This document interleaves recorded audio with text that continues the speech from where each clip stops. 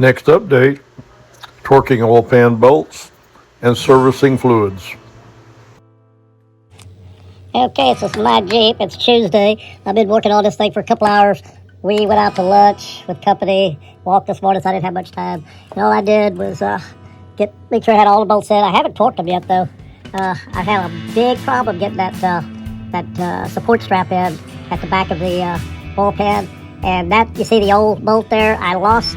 It's here somewhere. It fell out, and I couldn't find it. And I just grabbed one of the old ones and put it in there. I've not torqued them yet. Now, if I find that bolt tomorrow, I'll probably go ahead and put it in there, but I had a hard time. You don't have much room, and the problem I had, this exhaust here interferes. You got a long ratchet, and the long extension with your ratchet, and it interferes. It gets up against that exhaust, and it's hard to get the angle that you need to get that bolt in. But I did. I found it's a 13 millimeter. I found a small 13 millimeter socket, long one, and I used my small socket wrench and several extensions, and I was able to get the angle I needed. Got it right in. I wish I'd tried that an hour earlier, because I've been working on this thing. That bolt's dropped out, hit me in the forehead, hit me in the top of the eye. You gotta be careful with these things. I was wearing my glasses, so it didn't hurt me or anything, but it hurt my forehead. It hurt when that thing hit me.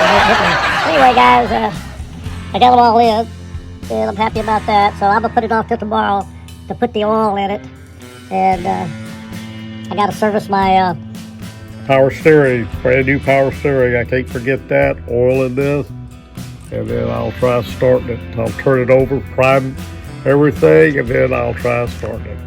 Okay, that's the last clip for today. See you tomorrow morning. Out.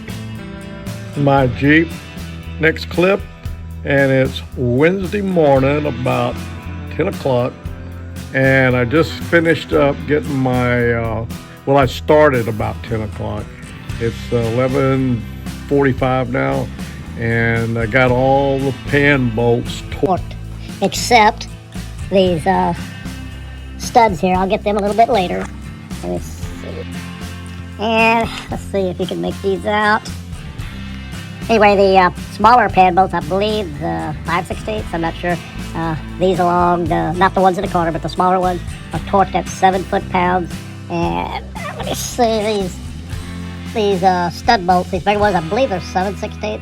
They're torqued at 11 foot-pounds. I'm going to put a description, or I'll put a photo of that information in the video. Shows it in foot-pounds and inch-pounds.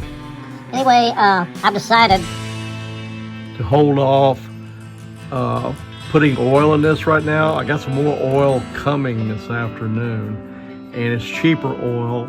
I'm saving my high mileage expensive oil that I purchased. And what I'm going to do, after I don't know how many miles, I'll figure it out. But I'm going to do a quick oil change and, check the oil for metal and stuff like that. And then I'll service with my expensive oil. It's a high mileage oil, and I'm adding a zinc additive. I don't want to just put that in there and then do a quick oil change, because I'll, be expensive to get that again. But anyway, that's what my plan is. I will service my new power steering pump. I'll go ahead and put the fluid in, and we'll go from there. I'm going to break for lunch. I'll see you in the next clip. Out. And good morning. Next clip on the Jeep. And today looks like it could be D-Day. Something I did. Good morning. Next clip on the Jeep, Thursday morning. And looks like it could be D-Day on the Jeep. We'll be servicing oil in the power steering unit. I can't forget that. I could run that if I start the engine up without no power steering fluid in there.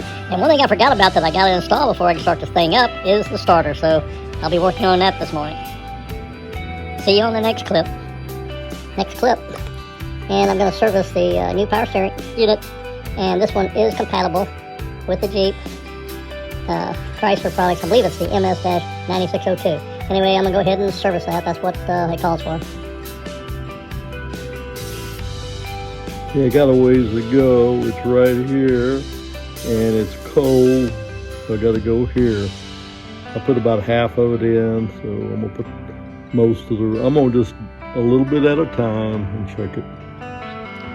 Okay, actually overfilled it, but I'm going to leave it like that, because the last time I did this, after I ran it, got the air out of the system, it lowered quite a bit. And I took fluid out the last time and I ended up having to put it back in. So I'm gonna leave it like that and see what happens. I won't tighten the top though until I start running and checking for bubbles. Okay, I'm gonna surface the oil. I'm gonna use some old Quaker State I've had here for a while because I'm gonna be changing this oil out right away. Advised to change the oil after the first 20 minutes of running the engine at 2,000 RPM. Let it cool off, drain the oil, and check for metal. I've only put in a couple of quarts, but I'm gonna go down below and check to see if I got any leaks, seepage, or anything. Okay, I didn't see anything leaking down there. I did see a little bit of spillage from the power steering fluid when it overflowed. And I cleaned that up. Didn't see nothing from the oil pan. Probably don't have enough in it. So it's probably just at the bottom, but it was dry down there out. Okay, got almost 4 quarts in it, about 3.5 maybe, and it's about right there. So I still need to come up to somewhere in here. Next clip. So far, I haven't seen any leaks anywhere. Okay, this is the lower part. Get the light over here. I'm checking to make sure. I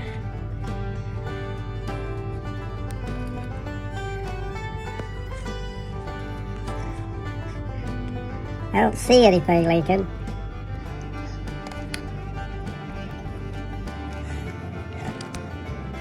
And up here towards the front. Again, of course I don't think there's much oil up here because I've got this jacked up.